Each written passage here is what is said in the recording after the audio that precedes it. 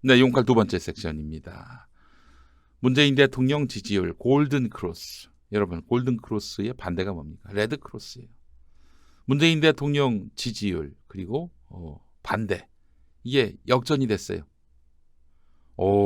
전에는 뭐 엄청나게 벌어졌는데 뒤집혔어요. 미세나마 지금 대통령 지지율이 더 높습니다. 지금 이 시점에서 이 지지율이 왜 중요하냐?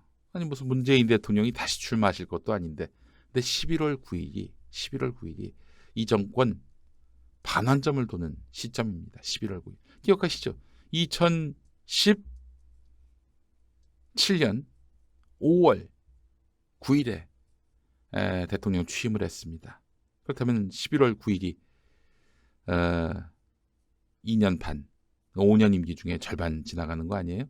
예. 여러분, 그 다음 대선은요 2022년 3월 9일이에요. 3월 9일. 3월에 대선이 있게 되는 거죠. 야, 그 참 시점 묘하죠. 네. 그 두 달 동안의 인수위 기간을 거쳐서 5월 9일에 2022년 5월 9일에 새 대통령이 이제 선출이 되는 겁니다. 네. 자, 하여간 문 대통령의 지지율, 이제 정권 중반기인데 이 지지율 어떻게 나왔는지 잠시 후에 소상히 다뤄보도록 하겠습니다. 자, 김용민의 새 책 혐오를 혐오하다. 혐오를 혐오하다를 보면은 저는 이 사회가 정말 비정상의 정상화를 꾀한 문재인 정부 들어서 혐오 문화가 더 확산이 되고 있는 이런 현실에 주목합니다. 예. 문 대통령이 무슨 혐오스러운 행동을 한 것도 없고, 그가 국민의 뜻을 누르면서까지 집요하게 밀고 나갔던 것이 있었나? 없었죠. 근데 대통령은 항상 민의를 존중하려고 하고요. 그리고 자기에 대해서 무례를 범한 그런 야당 의원들을 찾아가서, 등을 보이는 야당 의원들 찾아가서 악수청하고 인사하고, 역대 가장 예의 바르고요. 역대 가장 선량한 대통령입니다. 그런 대통령입니다. 그러나 이 대통령이라는 그런 권력을 갖고 있기 때문에 국민들이 기대하는 바가 많아요. 적폐청산도 그렇고 공정사회 완성도 그렇고요. 아쉬운 것들이 점점 많아지고 있는 그런 상황인데, 그러다 보니 대통령에 대한 불만도 비판도 표출될 수 있는 겁니다. 대통령은 고민이 얼마나 많겠어요. 하나부터 열까지 곳곳에 다 난제인데, 언론 환경도 그렇고 의회 구조도 그렇고 지금 대미 관계도 그렇고요. 어느 것 하나 녹록하지 못한 그런 상황이란 말이죠. 그러나 이분이 진심을 갖고 계속 국민들과 함께 설득해 가면서 동의를 구하면서 가려고 하는 자세. 답답하긴 해도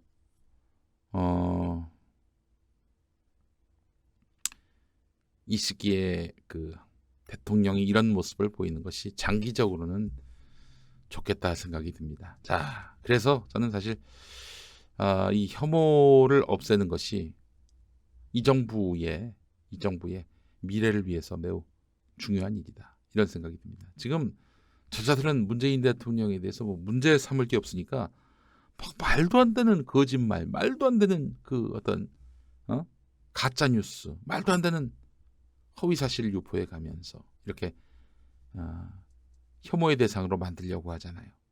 여기에 휘말리지 않으니 더 답답한 거죠. 그러니까 뭐 문재인 목을 따자 이런 얘기까지 하는 거예요. 자, 여기서 우리가 맞서는 방법은 그들에 대해서 그들이 법을 어기면 법적으로 처벌받을 수 있게 하는 것도 있겠지만은, 우리 사회에 만연해져 가고 있는 혐오에 대해서, 혐오 문화에 대해서 선을 긋고 맞대응하고, 그렇게 해서 함께 공존하고 또 공영하는 그런 세상, 공동체 세상, 대동 세상을 만드는데 애를 써야 됩니다. 그러면 혐오가 발을 디딜 여지가 없는 것이죠. 그래서 혐오를 혐오하다 여러분들께 이렇게 내놓게 됐습니다. 문재인 대통령 정부의 성공을 원한다면 저는 이 혐오 문화와의 싸움이 우리 사회에 그 어떤 보편적 가치가 돼야 한다고 생각합니다. 저쪽에서 혐오의 언어를 쏟아낸다고 우리까지 혐오의 언어를 쏟아내도 되는 것인가? 네. 물론 제가 얘기하는 것은 우리 사회에 권력을 쥔 기득권을 쥔 그 자들에 대한 비판도 혐오라고 말씀드리는 게 아닙니다. 아니 다수자 강자에 대해서 비판하고 반대하는 게 그게 어떻게 혐오예요? 문재인 대통령이 권력자다 이렇게 얘기하면 뭐 할 말이 없겠지만 그분이 지금 권력자입니까? 어떻습니까? 이분의 권력을 다 가져가지 않았나요? 자본, 검찰, 자산가들이. 자, 우리 사회의 혐오 문화를 일소하는 것이 매우 필요하다. 그래서 내놓은 책입니다. 혐오를 혐오하다. 여러분 많이 사랑해 주시기 바라겠습니다. 광고 하나 하고 오늘 문재인 대통령 지지율 소상히 한번 다뤄보겠습니다. 7,000원 운전자 보험 카페입니다. 7,000원 운전자 보험 카페. 내가 낸 병원비를 보장해주는 실손보험 얼마에 가입하고 계시나요? 40세 남성 기준 월 만원대, 10살 자녀라면 월 5,000원대에 가능합니다. 값비싼 임플란트를 보장해주는 치아보험 얼마에 가입하고 계세요? 50세 남성 기준 임플란트 하나당 100만원 보장에 월 2만원대고 20년 동안 보험료가 오르지 않는다고 합니다. 월 2만원대 비갱신 암보험도 7,000원 운전자 보험 카페를 검색하세요. 연중무휴 밤 9시까지 상담 가능합니다. 보험료 때문에 힘드신 분들 전화해 보시기 바랍니다. 만족하실 겁니다. 016-360-0689 016-360-0689 그리고 02849-9730 02849-9730이 되겠습니다. 자,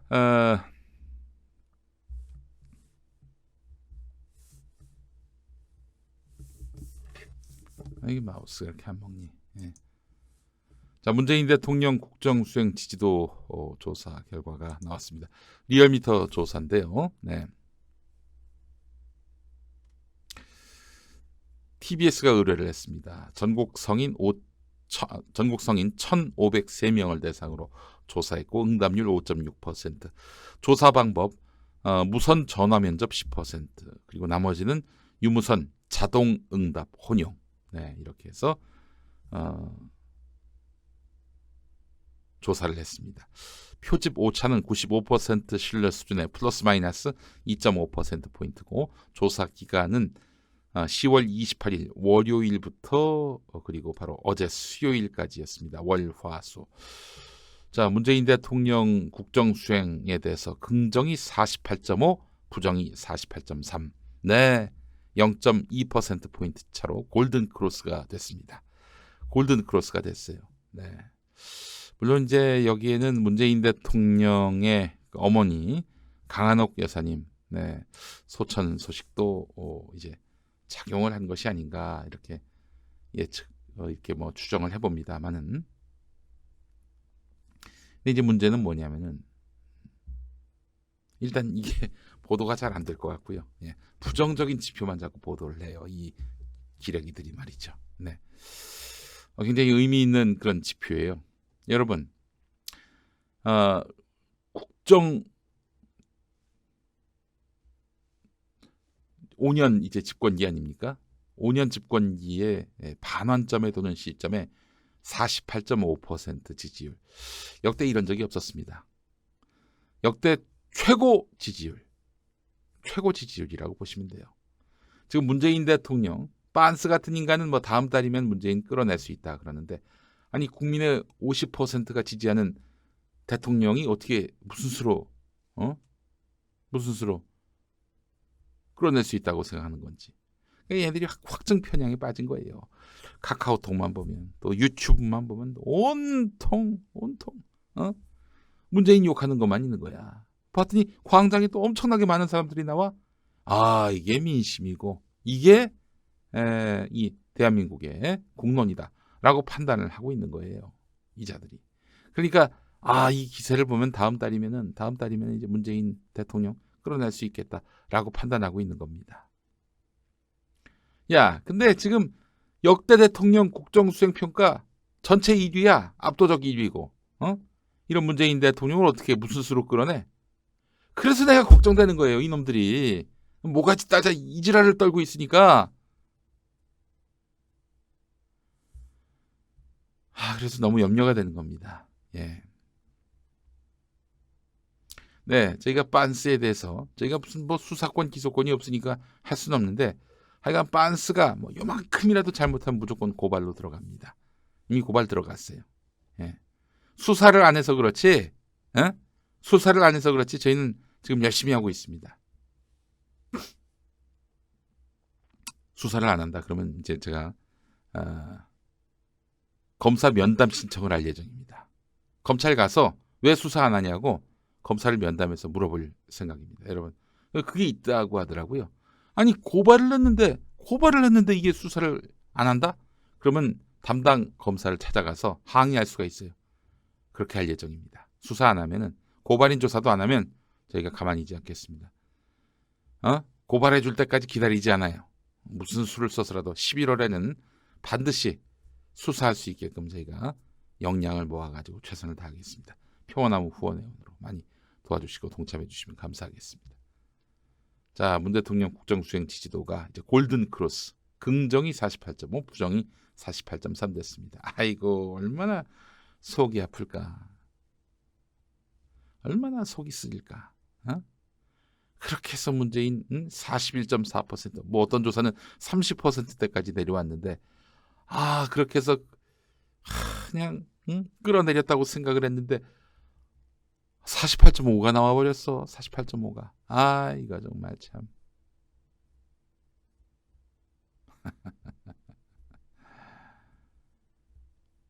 자, 그래요. 그리고 또 빤스가 지금 대표회장으로 있는 한국기독교 총연합회에 대한 해산 청원 다시 시작합니다. 여러분 11월부터 다시 시작하니까요.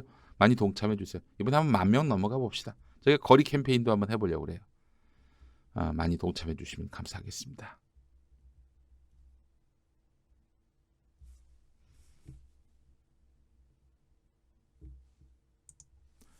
정당 지지도도 중요합니다. 내년 총선 앞두고 있는 상황이니까요. 자, 한번 봅시다. 더불어민주당은 지금 오차 범위가 플러스 마이너스 2.5%포인트니까 뭐 달라지지 않았다라고도 볼 수 있지만은 일단 좀 깎였다라고 봄도 마찬가지입니다. 0.7%포인트 차긴 합니다만은. 네. 근데 자유한국당은 이보다 낙폭이 더 커요. 전에는 32.2%였는데 30.4%. 네. 지난주가 32.2, 지금은 30.4. 야, 많이 붙여놨는데 또 벌어졌습니다. 또 벌어졌어요. 정의당은 올랐습니다. 바른미래당은 떨어졌어요. 우리 공화당은 뭐 무의미하고요. 민주평화당도 무의미하고. 자, 이렇게 따지고 보면은 무당층, 여러분 무당층이 조금 늘었는데 더불어민주당이나 자유한국당 지지자들 중에 빠진 것 같습니다. 여러분 무당층은 어떻게 봐야 될까요? 무당층. 저 14%가 다 자유한국당으로 간다면은 그러면 이제 자유한국당이 다음 총선에서 전망이 밝겠죠. 과연 그럴까요? 과연 그럴까요? 천만의 말씀. 저 14%의 대부분은 아마 더불어민주당 쪽에서 왔을 거라고 판단을 합니다. 그렇잖아요. 75%, 80%에 이르렀던 더불어민주당, 아니, 죄송합니다. 문재인 대통령 지지율이 75에서 80%까지 치솟은 적이 있었습니다. 근데 정당 지지율은 50%를 넘지 않아요. 그 어떤 경우에도 문재인 대통령 지지율 높았을 때도 그랬습니다. 만약 문재인 대통령 지지율이 더불어민주당보다 밑에 있다. 그럼 어떻게 될까요, 여러분? 역대 대통령이 그러하듯 정권 말기로 갈수록 대통령에 대한 불만의 목소리들이 쏟아져 나오고 나중에는 탈당하시라, 도움이 안 된다. 이러면서 또 내몰려고 할 거예요. 근데 지금은 문 대통령 지지율이 10% 이상 높으니까 10% 정도 높으니까 지금 뭐 더불어민주당 안에서는 아무도 대통령에 대해서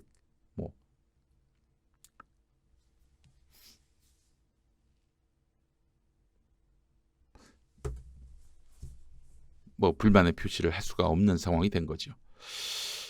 자, 무당층. 저 무당층이 아예 투표를 안 할 수도 있어요. 무당층이 많지 않기 때문에 기권자가 될 수도 있고요. 예. 그래서 이 추이대로 간다면은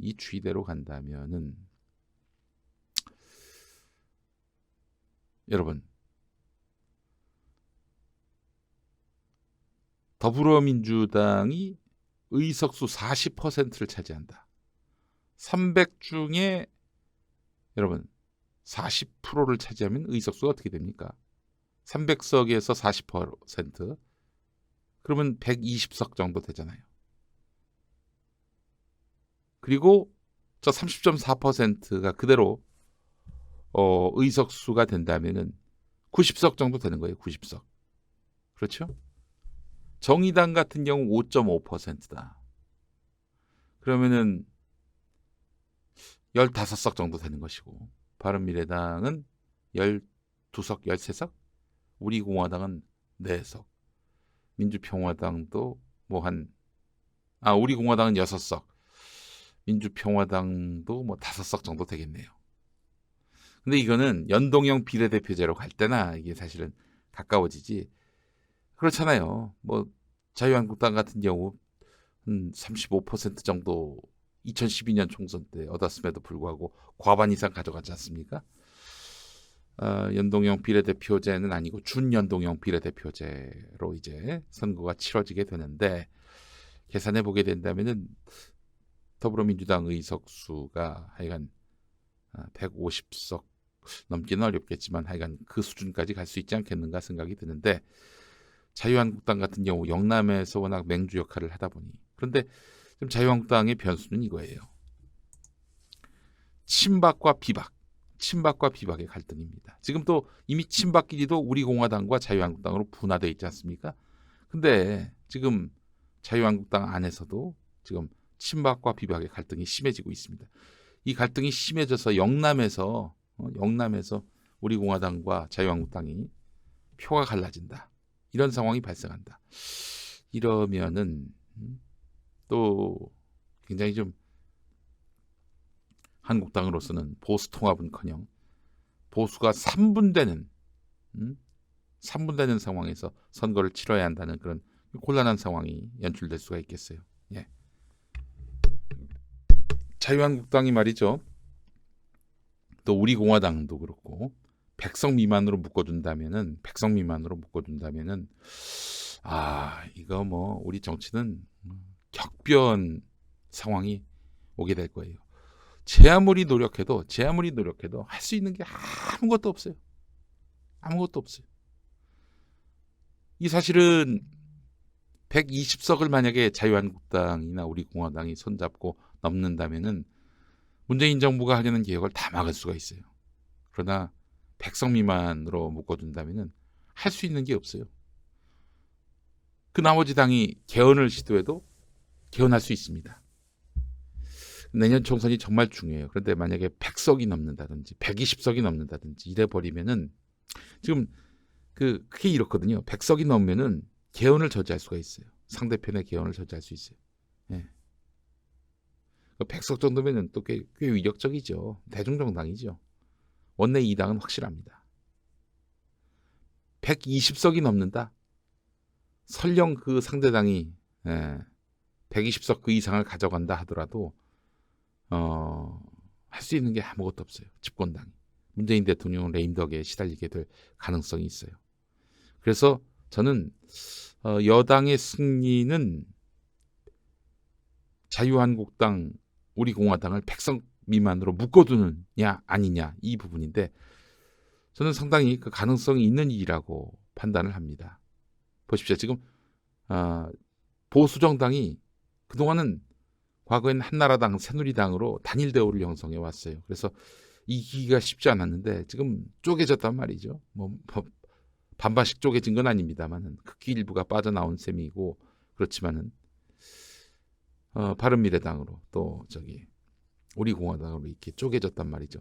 다시 합쳐지는 분위기가 형성되지 않는다. 그러면은 이건 정말 최악의 상황인 거예요. 대구 경북 빼놓고는 나머지 지역은 이건 앞날을 예견할 수가 없는 겁니다.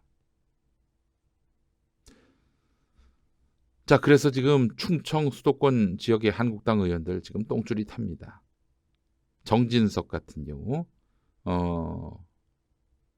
보수통합 황교안 대표께서 논의를 진전시키고 반드시 성공시켜 주시길 바란다, 이런 말을 했습니다. 나경원도 원내대표죠. 당내 통합 반대 여론이 거센 것 아니냐라고 하니까 큰 틀에서 헌법 가치를 지키는 세력은 모두 함께 해야 한다라면서 보수 통합에 대해서 의지를 밝혔어요. 김무성이 가장 공격적입니다. 이 사람 뭐 다음 출마 안 한다고 그러지만은 지금 비박계의 거의 뭐 큰형님 격 아닙니까? 통합 이야기만 나오면 특정인 몇몇이 나서서 죄를 뿌리는 독설을 퍼붓고 있습니다. 이 김무성은 빤스교회 교인이에요. 보수 통합을 거부하는 일부 친박계 의원에게 직격탄을 날린 바 있는데, 이런 가운데 친박이면서 수도권에 지역구를 둔 윤상현도 지금 보수 통합을 해야 한다. 유승민 이렇게 가리지 말고 다 받자, 지금 이러고 있어요. 유승민계는 물론이고 안철수계와 같은 중도 보수 세력과 합치지 않으면 수도권에서 승리가 어렵다. 맞는 얘기입니다. 이 현장에서 이 사람들이 가장 잘 알죠. 만약에 통합을 못한다면은 미래가 없어요. 자유한국당은 백석 미만이 될 확률이 대단히 높습니다. 절박해요, 이 사람들은. 아니 지금 지지율, 문재인 대통령 지지율이 다시 48%가 돼가지고 48.5%가 돼가지고 다시 반대 여론을 소수로 만들어 버렸는데, 이 국면에서 수도권에서 무슨 희망이 있겠어요?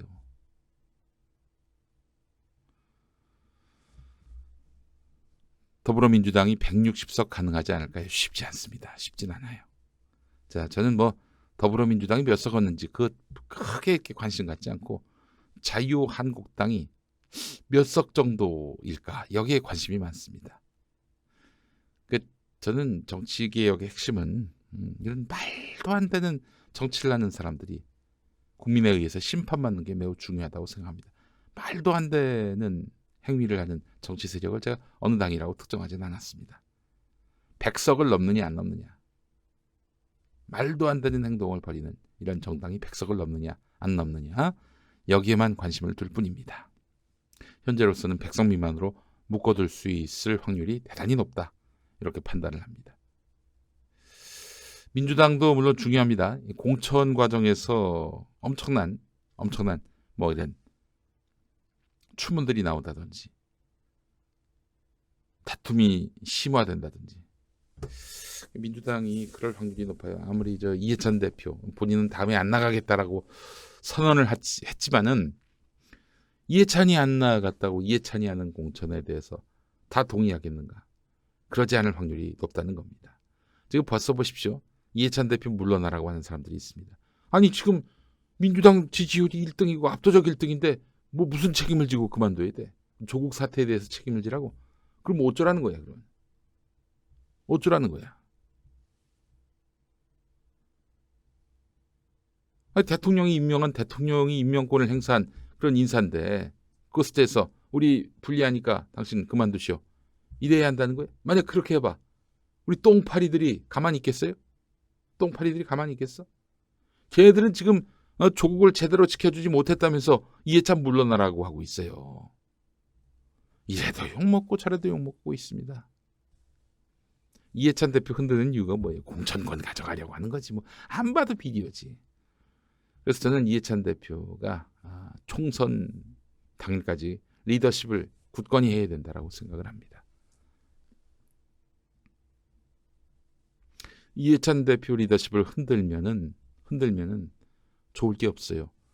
우리 송호주님 말씀처럼 지난 2012년 대선 때 이해찬 흔들다가, 그래서 박지원도 흔들었지.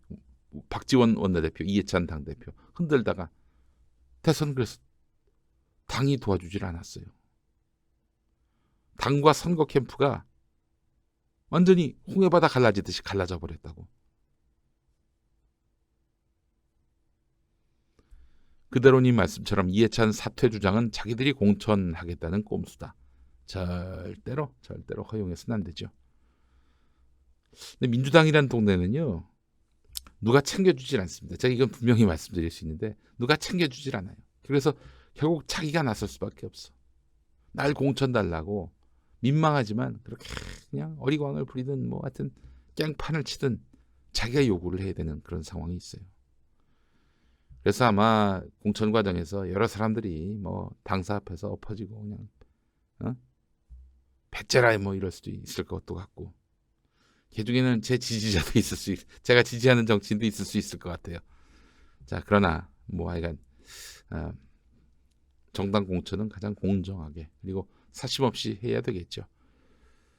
그 결과를 주목해 보도록 하겠습니다. 그러나 지금 이 단계에서 이해찬을 흔드는 것은 내년 총선에서 여당이 망하길 바라는 혹은 자기들이 공천권을 주도하고 싶은 그런 자들의 농간이라는 점 이건 분명히 말씀드릴 수 있겠습니다. 아니 지금 정당 지지율 1위, 대통령 지지율 역대 최고 어쩌자는 거예요 도대체. 왜 사퇴를 해야 되는데 이해찬 대표가 뭘 잘못했는데. 이해찬 공격은 민주당 망하라고 하는 자들입니다. 예. 자 여기까지 하겠습니다. 두 번째 섹션.